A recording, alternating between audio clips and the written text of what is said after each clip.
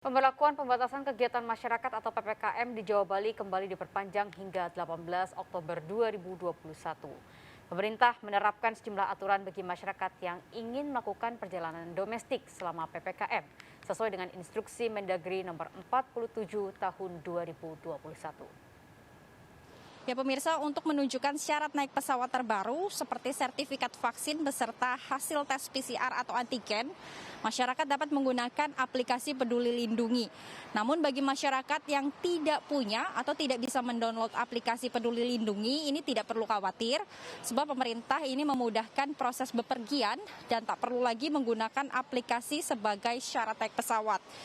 Kementerian Kesehatan ini menyebutkan kalau pemerintah ini menjadikan fitur pada aplikasi Peduli Lindungi dapat diakses melalui beberapa aplikasi lainnya seperti diantaranya Gojek, Grab, kemudian Tokopedia, Shopee maupun Traveloka dan 15 Twitter aplikasi lainnya.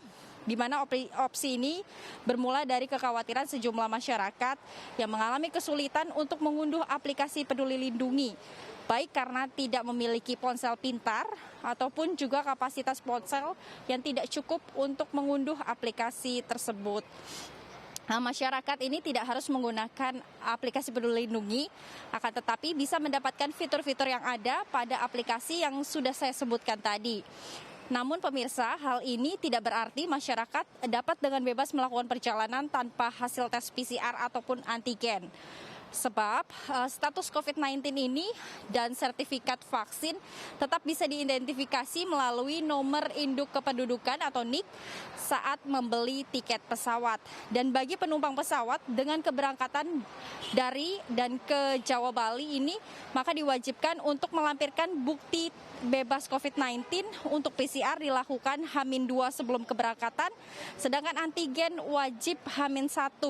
Dan untuk syarat pelaku perjalanan internasional ataupun luar negeri yang masuk ke Indonesia ini yakni harus sudah divaksin sebanyak 2 dosis dan juga harus melampirkan surat bebas COVID-19 yang dibuktikan dalam hasil tes PCR dan menjalani masa karantina selama 8 hari.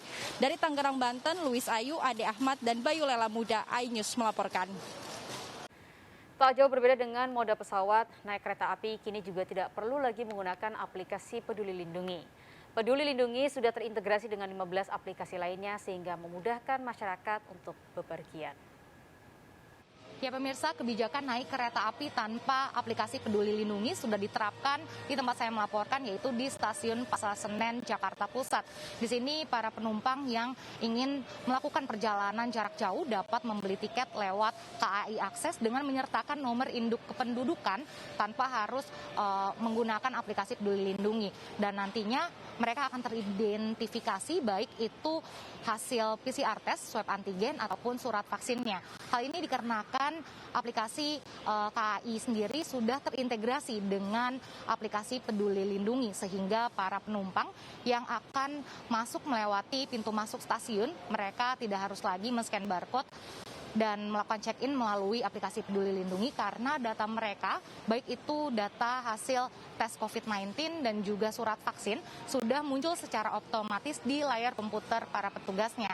Dan selain itu juga aplikasi Peduli Lindungi ini sudah terintegrasi dengan 15 aplikasi lainnya sehingga untuk pengguna KRL mereka tidak perlu lagi check-in menggunakan aplikasi Peduli Lindungi, tetapi bisa melalui aplikasi pihak ketiga yang sudah terintegrasi.